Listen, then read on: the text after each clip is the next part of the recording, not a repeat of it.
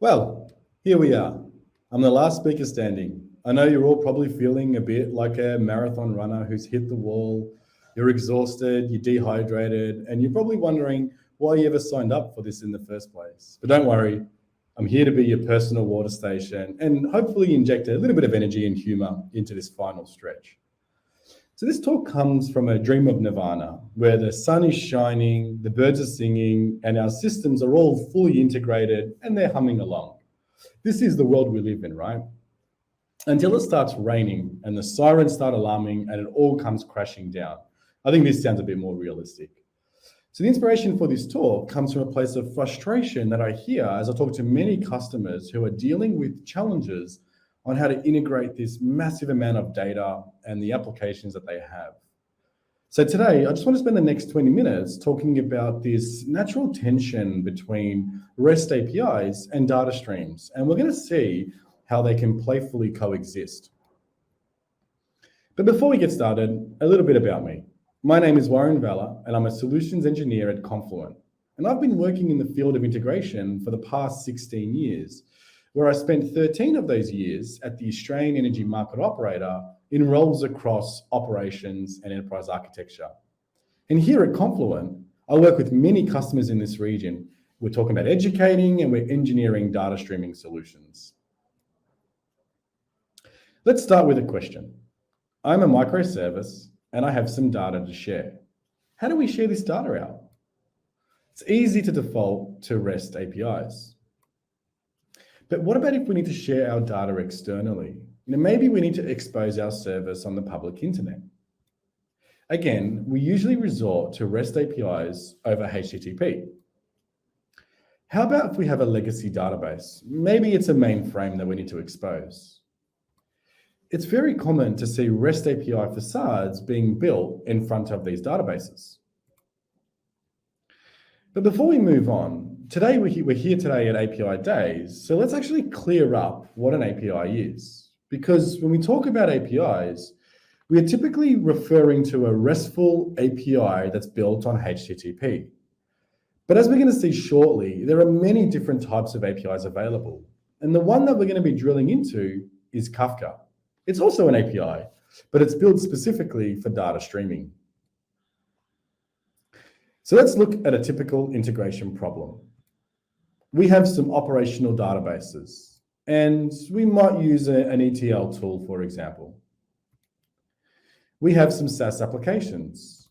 We might decide to integrate these SaaS applications with an iPaaS. And of course, we have some analytical systems that we might choose to use a data warehouse ingestion tool. And finally, we have some microservices or some monolithic applications that we might decide to use an MQ4. And this is the current way that we're really dealing with integration. And when we're talking about REST APIs, they usually operate in this space because they don't scale well if we need to move data, say between two operational databases, or if we're trying to land data into a data warehouse. And after many of these conversations with customers, I've observed that there's three broad themes. Firstly, REST APIs have proliferated as a way to integrate microservices together. We also see them as a de facto way of sharing data between organizations, especially when we're talking about SaaS applications. And we're also learning that they don't meet all of our integration requirements.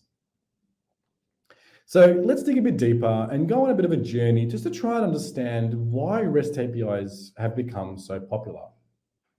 And we're here in Melbourne today, so what better way to illustrate a story than through a fictitious Melbourne cafe called the Stream Bean Cafe.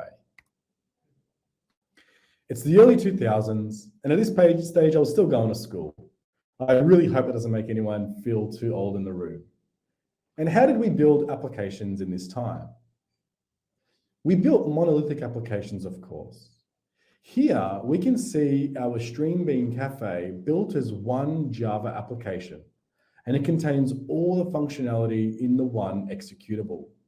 This includes managing our customers, registering our products, placing orders, taking payments, and finally printing a receipt. And to make a payment, we would call the make payment method in a credit card class, and within milliseconds, we'd get a response back. And this all happened in the same process, all in memory. And so a few years go past, and we see a shift in architecture around 2011. And here we're seeing a big shift in the way that we build software, partly because of the massive volumes of data that we need to handle. We're seeing the rise of cloud, but we're also seeing a need to increase flexibility in how we build our software. Of course, the trend towards microservices. So then, how does our Stream Beam Cafe application architecture look like today? It's really not too complicated. We've migrated away from our monolithic application and we've moved to SaaS-based services where possible. The centerpiece is our POS application, and it's backed by a MongoDB database. And it needs to synchronize with Salesforce. It's our CRM. And it contains all the membership and loyalty details for all of our customers. Of course, we need to take payments, and so we integrate with a Stripe payment gateway. And finally, we need visibility into what's happening at our cafe. So firstly, we want our customers to receive personalized offers to their phone, when they walk into the store. And so we're going to run real-time analytics using StarTree. And last of all, management want to be able to query and create ad hoc reports on the performance of our business. So we're also going to need a data warehouse. In this case, we've chosen Google BigQuery. And the biggest difference here is that our applications are distributed. Some of these applications are physically hosted on the other side of the planet. This seems pretty simple, right? So if we wanted to bidirectionally integrate only 4 of these applications together, how many lines do we need to create? It's a pretty simple formula. We can just raise the number of systems to an exponent of 2, and of course we remove the integrations to ourselves. And so in our example, we've got 4 applications here. Salesforce integrates with the other 3. MongoDB does the same. And of course, we see StarTree and BigQuery all bidirectionally integrating with each other. There are only 12 lines here. But our cafe is so popular and that our business has exploded overnight. And as we grow, we add more and more applications. Now we're starting to appreciate that we're facing a bit of an exponential problem here. And so we can take the same formula and calculate what this looks like. But in practice, not all applications need to integrate with every other application.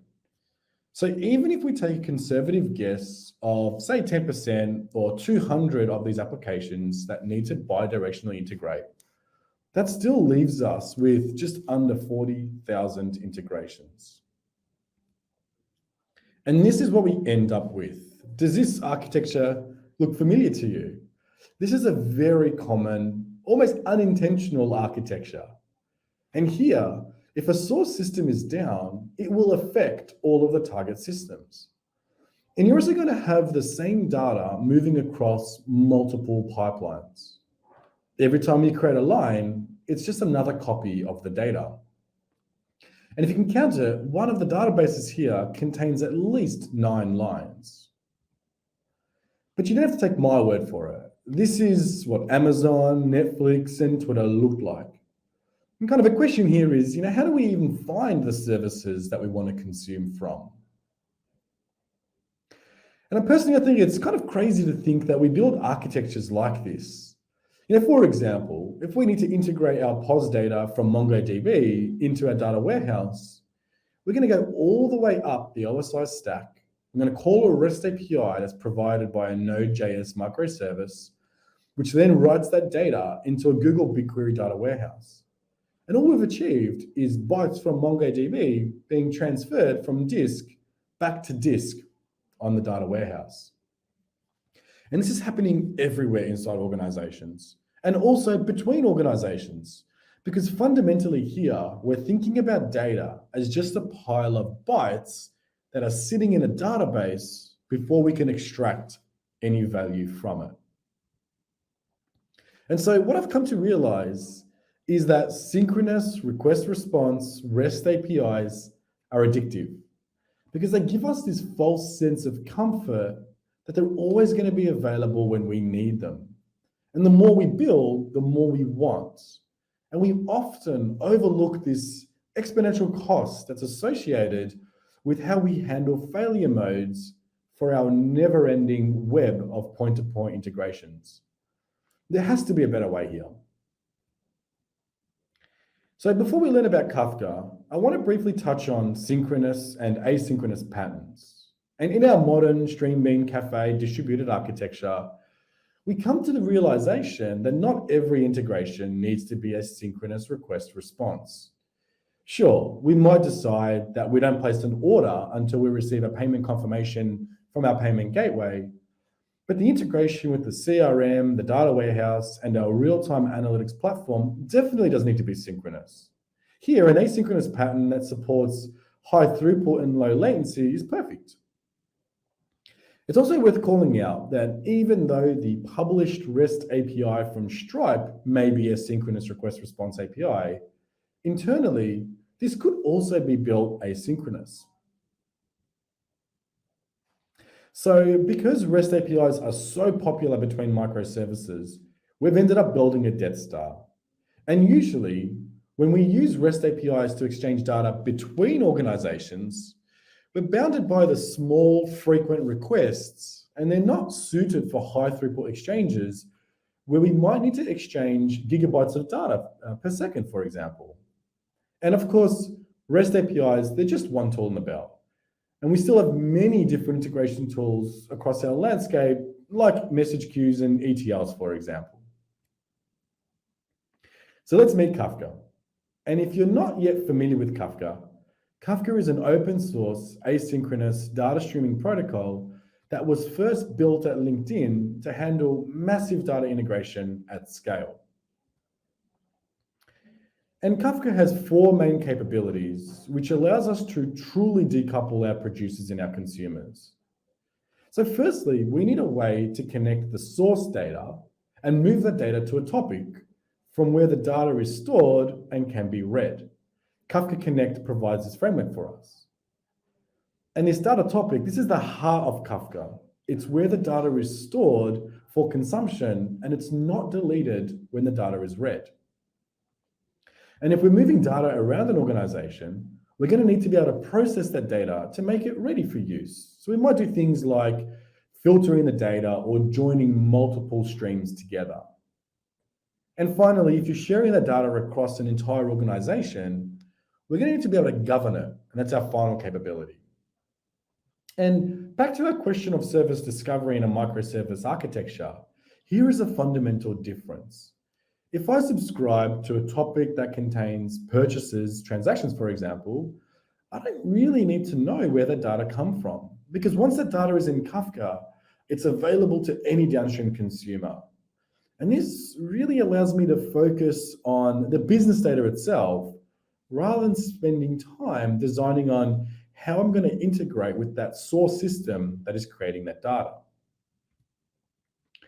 A bit of a side note here, I just wanted to share with you a bit of a conversation that I had with Jun Rao, who's one of the co-founders of Kafka, when he was down here in Australia. And I asked him, why is Kafka not a HTTP protocol like REST? And what I learned is that fundamentally, Kafka is designed as a TCP protocol so we can avoid going all the way up the stack. And we can use advanced TCP features like multiplexing. This gives us this low latency and high throughput characteristic. And Jean also mentioned that there is nothing in the protocol that's limiting its use across the whole internet. And so when we look at the two protocols side by side, we can kind of consider REST APIs as event processors, and they're typically handling just a single event at a time. But stream processors, on the other hand, they add context. So instead of implementing like complicated polling or timeout logic, you can use the power of a stream processor to do joins across data streams.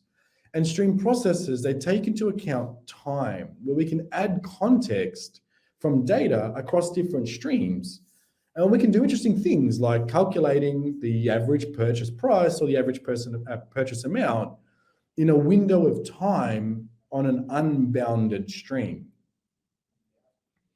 So when we look deeper, REST APIs, they're great for synchronous responses, and they're really useful when we need an immediate blocking response, like waiting for a payment. But they introduce tight coupling because systems need to know about each other, which makes maintenance of both sides harder than it really needs to be. And we can overwhelm the receiving systems because when we're connecting to the systems directly, the requester is controlling the load on the receiver. When we look at Kafka, we are truly implementing a decoupled architecture because the producer and the consumer can interact with each other without having any idea or no knowledge of each other. And Kafka acts as this buffer. If a consumer goes down, the messages will pile up in Kafka and they'll just simply pick up from where they left off. And the receiving systems can process the data at a rate that they can handle because they can process the data, any unprocessed data that is stored in the Kafka topic itself. And so can the two coexist? Of course they can. And it's quite likely that for certain use cases, request response style REST APIs just make perfect sense. Waiting for a response from a payment gateway before placing an order is a good example. But these same applications can also integrate with data streams inside your organizational boundary, let's say between two microservices, or they can integrate with services outside your organizational boundary. Say we're integrating two SaaS applications. So using Kafka, we can now keep our integration at the transport layer, allowing us to integrate millions of transactions per second at gigabyte scale. And this allows us to create stream processing applications to process, enrich, transform, and respond to data incrementally as it becomes available. Because Kafka is a technology that gives us access to data in its flowing state. And here at Confluent, we're so serious about the idea of sharing data streams that we have a capability called stream sharing. And this allows for streams to be shared both internally and externally to your organization. And whilst this might resemble like an API portal, these data products are in fact real-time unbounded streams of data containing data as it's changing exactly in that moment. And like APIs, these real-time data streams can also be a way to monetize data for external consumption, as an example. And we've recently announced a program called Connect with Confluent. This is allowing for SaaS applications to consume data from the data streams in Confluent using pre-built integrations. Now, in our cafe example, to feed data into StarTree so we can do some real-time analytics, within StarTree, we would just click on the Connect with Confluent button and real-time data from our cafe would start flowing. This is high throughput data integration across the internet. So if this was a REST API, StarTree would possibly have to ping 3 to 4 different APIs to retrieve all the data that we're interested in. And this is the power of a data streaming platform. It's the only technology today that can integrate data sets from all application and data estates, and it has given rise to a new set of databases, applications, and analytical systems that are specifically geared towards running completely in real time. So let's address our initial questions again. The next time we need to consider how we integrate our microservices with other microservices, we can consider Kafka as a viable protocol. And this is also true when we need to share data externally.